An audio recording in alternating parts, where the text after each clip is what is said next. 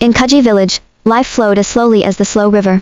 Boys grew up to take on the roles of farmers, fishermen or carpenters, just following in the footsteps of their fathers.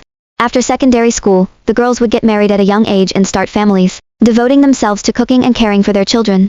The people of Kuji had no knowledge of university, it was like an unheard of dream to them. To them, education concluded after secondary school, and that was deemed sufficient. Parents were content as long as the children could read and write. They didn't seek more because they were unaware of more. Life in the village was stable, like the daily rising and setting of the sun. This was how it had always been, how it persisted for years. However, something was approaching, something that would disrupt the peaceful life of Kuji. A change was looming, like a storm about to break. The village was oblivious to it yet, but life was never going to remain the same again. On one brilliant and sunny day, Kuya village was abuzz with excitement. From afar, a group of city students came for an outing. They arrived with broad smiles, fashionable clothes and shiny shoes. The villagers had never witnessed anything like this. The students walked with confidence, holding their books in one hand and chatting about life in the city. Their words were like melodious music to the villagers' ears. "Look at how they walk," the villagers murmured. "Look at how they talk." The students presented them with numerous, strange and fascinating things. They talked about the large machines they used in the city, machines that could construct houses and facilitate farming. They showed the villagers how they studied with the aid of those machines. Everyone's eyes widened in astonishment. The chief, standing tall with his walking stick, couldn't believe it. He looked at the students and declared, "This is how our children should be." The entire village was thinking the same thought. For the first time ever, the notion of sending their own children to the city for university crossed their minds. The city students remained for only a brief period, but they left something behind. Hope. The villagers now envisioned a future where their children would go beyond the village, surpass secondary school and strive for something greater. They desired their children to wear fashionable clothes, walk with confidence and become wise, just like those city students. The villagers congregated under the large iroka tree to discuss this new dream of theirs. The men rubbed their chins, the women whispered to one another, and the children sat close, listening with wide-open eyes. They all concurred that one child must go to the city and learn the ways of the world, but who would it be? They looked around, thinking intently. And then someone spoke up, Falak, and the others nodded. For everyone knew Falak was no ordinary girl. Her beauty was like the sun shining after a downpour, brilliant and pure. She was intelligent too, with sharp eyes that noticed everything. She was kind, always assisting her mother, always laughing, always making the elders smile. "Yes, Falak," they said, their voices growing firmer. "She will be the one to make Kuji proud." So the villagers collected their gifts for Falak's journey. The women packed food, dried yams, ground pepper and a little palm oil. The men gathered whatever little money they had, every penny they could spare. And like a river flowing with affection, they bestowed her with blessings. The old women placed their hands on her head, whispering words of strength and protection, filling her heart with courage. "Go, Falak," they said. "Remember us? Make us proud." And with a heart brimming with hopes and dreams from the entire village, Falak departed from Koi, clutching her small bag tightly, her mind abuzz with thoughts of the city. As she walked away, the villagers watched, waving and wiping away tears from their eyes, sending her off with all their dreams, resting on her small shoulders. When Falaki entered the city, it was as if she had stepped into an entirely new realm. Buildings stood tall like colossal trees, cars zoomed past like birds, and the streets were filled with people, each with their own route and purpose. Falak's eyes widened in amazement, and her heart pounded with both excitement and trepidation. School was an unfamiliar place initially, but Falak was quick to adapt.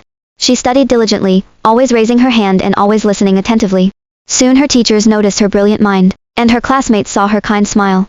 She wasn't just a girl from a distant village, she became their friend. Falak met a girl named Tosi, who became her best friend.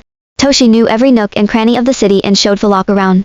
She taught her which paths to follow, which foods to consume, and even how to evade the city's numerous perils.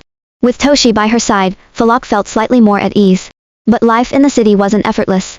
The money sent from Lokwa's village was meager, just enough to purchase a few items. Some days she would go to bed with a rumbling stomach, her mind wandering back to Kuji, where her family and the village had given all they could to support her.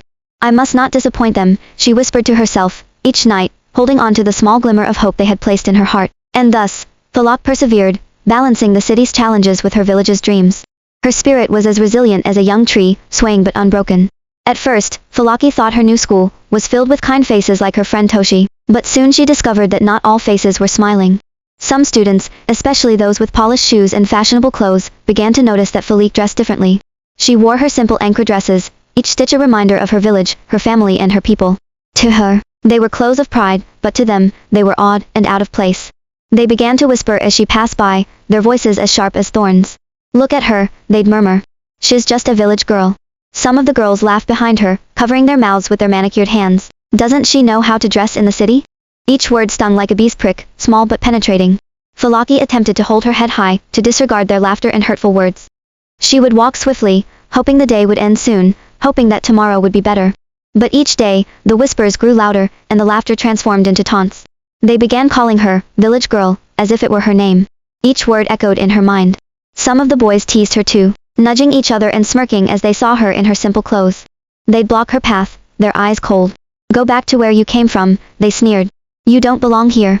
Falak's heart grew heavy, and the loneliness enveloped her like a persistent shadow that wouldn't fade. However, Falake was no newcomer to hardship. She clenched her fists, reminding herself of the village that had placed its trust in her, the people who had sent her off with nothing but hope. Nevertheless, the burden became increasingly heavier with each passing day, and Falake began to question if the city would crush her spirit. The once brilliant light in her eyes dimmed, as if the city's shadows were engulfing her completely. As time went by, Falake couldn't help but notice something peculiar about her friend Tosi. Even though Toshi's family didn't possess much, she always seemed to have money, new shoes, snacks, and the latest dresses. Falake, who counted every penny and struggled to purchase the tiniest things, found herself pondering. One afternoon, Falak looked at Toshi, her curiosity ultimately overflowing. Toshi, she asked, her voice gentle, how do you manage to buy all these things? Where do you obtain the money? Toshi merely laughed, a quick and light sound, brushing the question aside with a wave of her hand. Ah, Falake, don't concern yourself with it, she said, smiling just a little. Just a bit of hustle here and there. But Falak's mind couldn't find peace. She would watch Toshi as she vanished in the evenings, dressed up with a little more care, her eyes shining and mysterious. And every time, Falak's curiosity sharpened, like the edge of a knife. Falak attempted to ask Toshi again, but her friend simply laughed it off once more, saying, one day you'll understand, Falak. And with that, she changed the subject, leaving Falak's questions unanswered. Yet the mystery of Toshi's hustle loomed, in Falak's mind like a shadow, making her wonder what life in the city might demand of her next. Days transformed into weeks, and every so often, Falak would inquire again, hoping her friend might disclose the secret. But each time, Toshi would laugh, shrugging it off as if it were a mystery meant to remain concealed.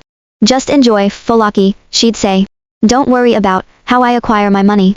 But Falake couldn't disregard the thought, nagging at the back of her mind. There was a shadow, a hint of something unknown, and it began to expand, spreading like a dark cloud. What was Toshi concealing, and how was she managing to live so comfortably while Falake struggled alone?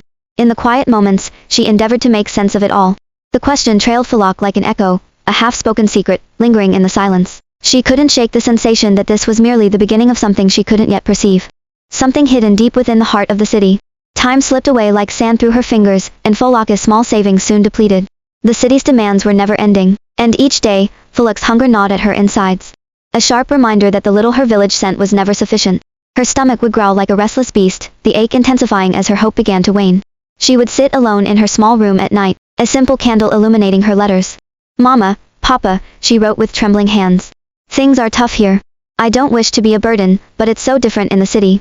She dispatched the letters with the hope that her words would bring a bit more assistance. But Kuya was a poverty-stricken village. They sent what they could, little parcels with dried fish, or a few coins.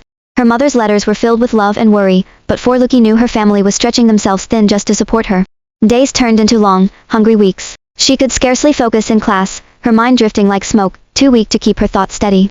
Her stomach growled during lessons, each sound as loud as thunder, but she attempted to sit still, ignoring the laughter from her classmates. Falake knew she couldn't disappoint the village, but her spirit was breaking gradually, piece by piece. Nights grew colder, the city darker, and the weight of her hardship pressed upon her like an invisible boulder, heavy and unyielding. And amidst it all, Toshi's laughter echoed in her mind, the friend with easy money, a hidden secret, and no worries. Falake's heart twisted, caught between pride and the bitter taste of helplessness. One night, as Falake lay on her thin mattress, her stomach empty and aching, she reached a breaking point. She could no longer ignore the hunger clawing at her, a constant reminder of how arduous life in the city had become. The next morning, with weary eyes and a heart burdened with shame, she found Toshi outside the school. Toshi, please, she whispered, her voice quivering. I need to know. Let me work with you, whatever it is. I can't continue living like this. Toshi regarded her friend with a serious gaze, her smile fading as she realized how desperate Falake had become. Falake, she began slowly, are you certain? This isn't like other work. It's different. But Falake's eyes were resolute, her need too great to turn back now. I don't care, she said firmly, her voice steadier than she felt. Just show me. I have no choice. After a long, silent pause, Toshi finally nodded. She led Falake to a secluded corner, where the city lights cast faint shadows. Listen, Falake. This isn't something you share with anyone. It's a way to make money quickly, but it's not what you'd expect. And there, in hushed tones, Toshi revealed the truth. Falak's heart missed a beat, her pulse quickening as she comprehended what her friend was saying. This wasn't the type of work she had envisioned. It was something that felt foreign, dangerous, something the villagers would never approve of. But for Lucky, worn down by hunger and hardship, nodded without a word. I'll do it, she whispered, her voice quiet but determined. For the first time in months, she felt a glimmer of relief, though it was shadowed by a growing darkness in her heart. Her path was changing, and she could sense it, but there was no going back now. That night, Toshi brought Falake a dress that sparkled like the stars, one that made her look almost as if she belonged to the city itself. Toshi adorned her face with colors Falake had never worn before, and when she looked in the mirror, she scarcely recognized the girl staring back. You look perfect, Toshi said with a nod, her smile reassuring but distant. For Lucky followed her friend to a bar where the lights were bright, and the music pounded like a heartbeat. The air was thick with laughter and chatter, strangers drifting from table to table. Toshi guided her through it all, showing her how to talk, how to laugh, how to charm. And Falak, nervous but determined, followed every step, every whisper of Toshi's guiding words. As the night wore on, Falaki found herself sitting with a man who handed her money, more than she had ever held in her life. She had had fun with the man earlier, satisfying him in the room. The coin slipped into her palm like a gift from another world. The weight of them filled her with a strange new sensation. She had come here with hunger in her heart, but now she felt something else, something akin to excitement. When she left the bar that night, her pockets full, the city lights seemed brighter, and her worries seemed farther away. She spent freely, buying food, and treats she had only dreamed of savoring. For a moment, she forgot everything, her village, her promises, the hope she had carried. All she knew was the thrill of her newfound life, a taste of freedom that felt as sweet as honey. Falake had stepped into a world that was dazzling and dangerous, a world that made her feel alive. She didn't know it then. But with each step she took, she was leaving behind the girl from Kuya village, the one they had sent with so much hope. One early morning, Falak returned from the opulent home of a wealthy man she had been with the night before. Her body felt heavy, a deep ache settling into her bones, and her skin felt as if it were burning. She dismissed it as a mild illness, just the exhaustion from the late night, she thought, and perhaps a touch of fever. She slipped into bed, hoping rest would alleviate the strange weakness that clung to her like a shadow. But when Falaki awoke, the weakness persisted. Days passed, and she grew more tired with each one. Her body felt as if it were slipping away from her. Even her friends noticed, and their laughter turned to concern. They brought her food, medicine, anything they thought might help. But her strength continued to fade like water slipping through her fingers. Then something even